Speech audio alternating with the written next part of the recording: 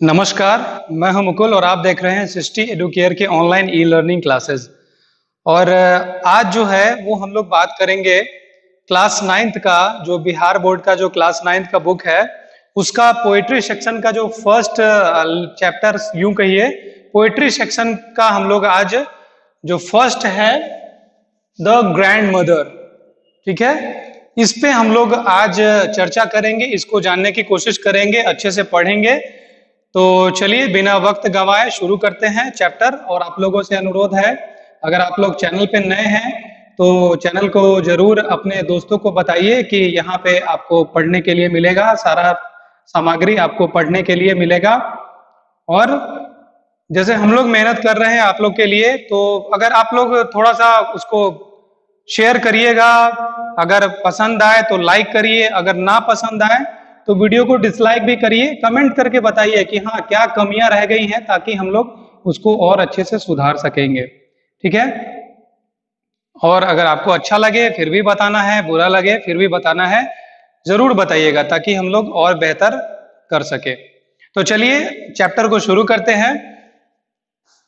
अच्छे से पढ़िएगा, चैप्टर को समझिएगा। The grand mother.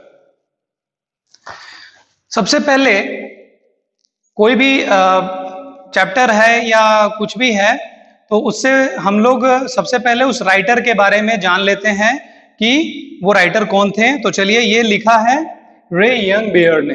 रे यंगबेयर इन्होंने लिखा है इस पोएम को, द ग्रैंड मदर को लिखा है रे यंगबेयर।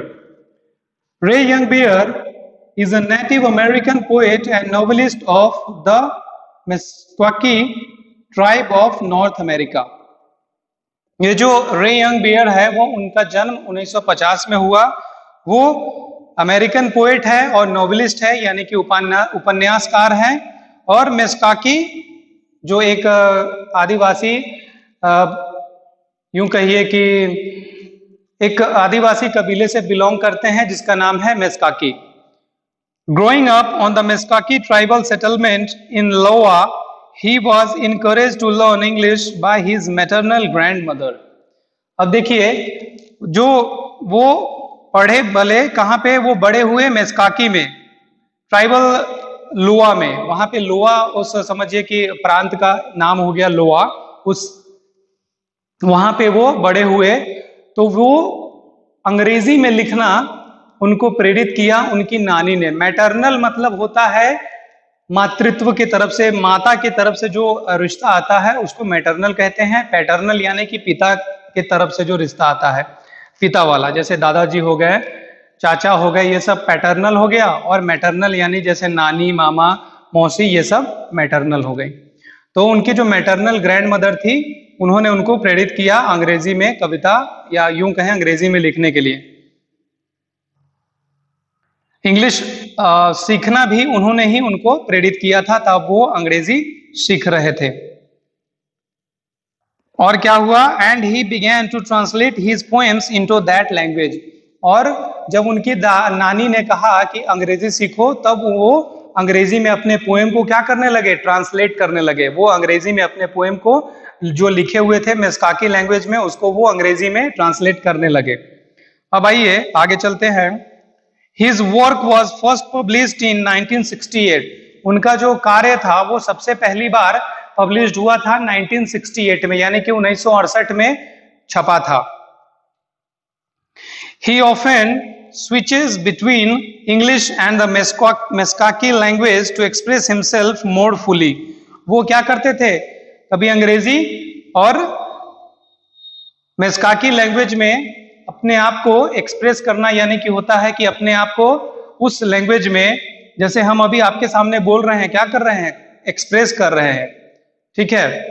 तो वो क्या करते थे, अंग्रेजी और मेस्काकी लैंग्वेज का इस्तेमाल करते थे। वो कभी इसमें भी लिख देते थे, ये कभी अंग्रेजी में कभी मेस्काकी में भी वो लिखते थे। In the present poem, The Grandmother, he draws a picture of his grandmother, all loving and all inspiring।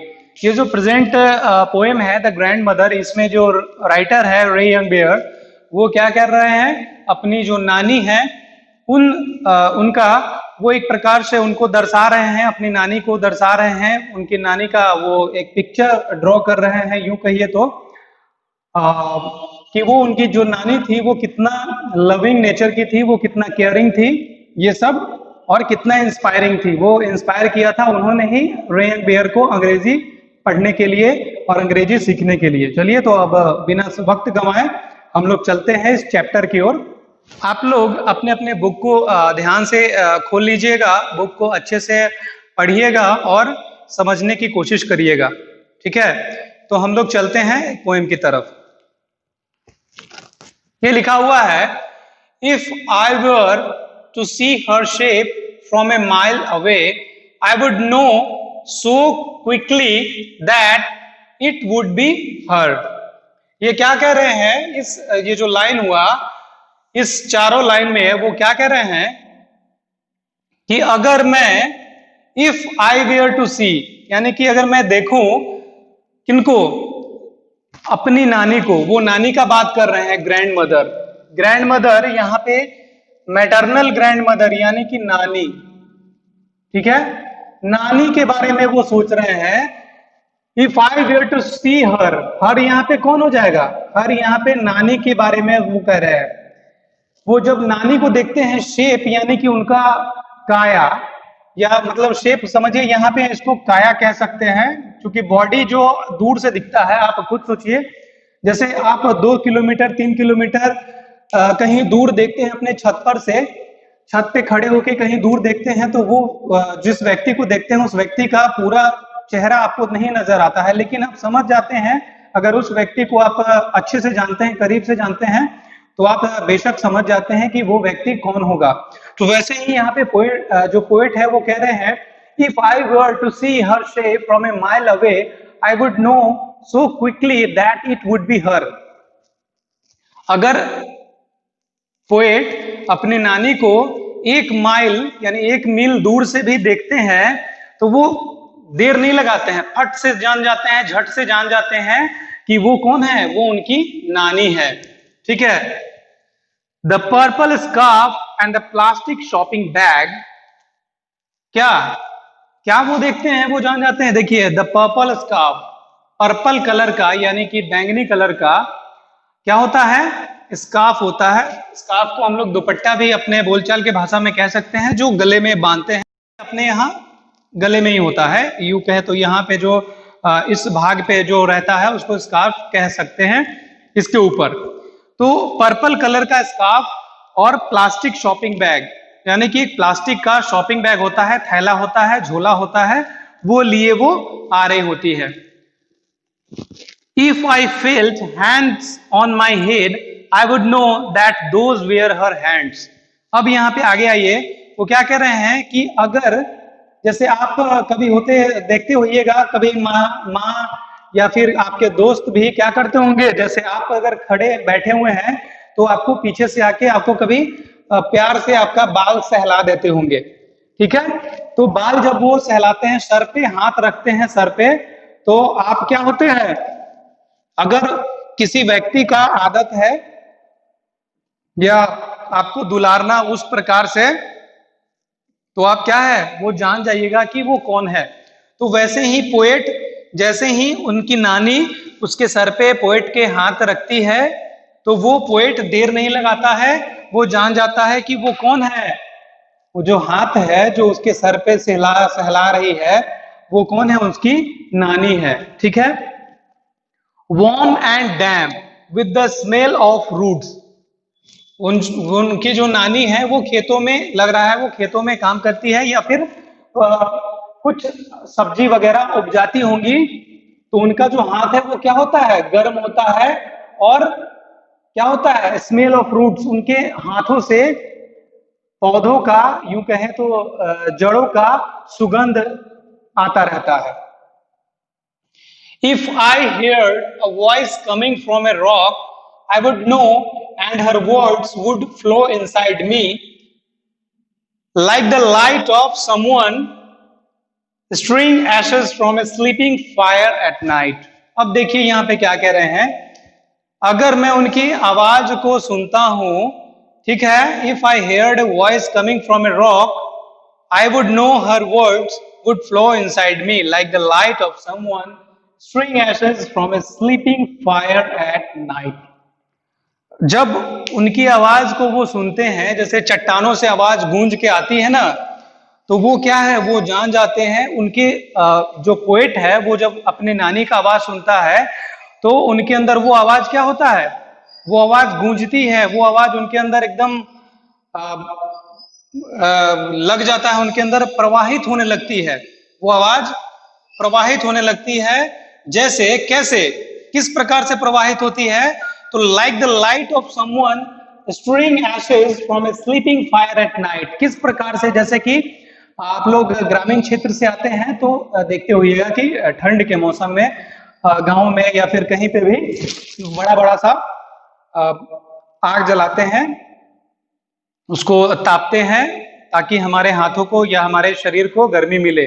तो जब वो आग थोड़ा सा मुरझा जाता है तो क्या होता है, राख हो जाता है और उसके अंदर फिर आग रहता है। तो आप उसको ऐसे से हटाते हैं ना, तो वो जो चमक आती है ना, उसी को बोलते हैं स्ट्रिंग एशेस, जैसे यहां पे यूज किया गया है वर्ड। तो जब स्लीपिंग फायर यानी कि आग है लेकिन वो क्या है, मतलब सो रहा है, समझिए, तो रिलैक्स कर रहा है, वो उसके ऊपर से राख हो गया है, अंदर आग है। तो वो जब उसको हम लोग हटाते हैं ना, तो जितना चमक आता है वैसे ही चमक आता है, किसके, राइटर को चमक आता है अपनी नानी का आवाज सुन करके। तो वही है, जब रात में फायर को हटाते हैं तो जितना चमक आता है, आग हमें जितना चमकीला दिखाई देता है, उतना ही चमक राइटर को होता है, समझिए। तो यूं कहें, उनके बॉडी के अंदर में वो प्रवाहित होने लगती है आवाज अपने नानी की आवाज सुन करके। तो ये था कुछ एक रे यंगबियर का एक छोटा सा पोएम, काफी अच्छा है। रिलेशन को दर्शाया गया है एक नाती और नानी के बीच का। खैर, बहुत ही इम्पोर्टेंट है आज के डेट में रिश्ता अच्छे से कायम रखना। एक बार आप लोग देख लीजिए, और अगर आपको कोई इसमें वर्ड कठिन लगे या फिर कुछ और पूछना हो तो आप कमेंट करके बताइएगा। वैसे इसका क्वेश्चन आंसर का वीडियो हम लोग जल्द ही अपलोड कर देते हैं। चलिए, आज के इस वीडियो में इतना ही, फिर मिलते हैं नेक्स्ट वीडियो के साथ। तब तक के लिए जय हिंद, जय भारत।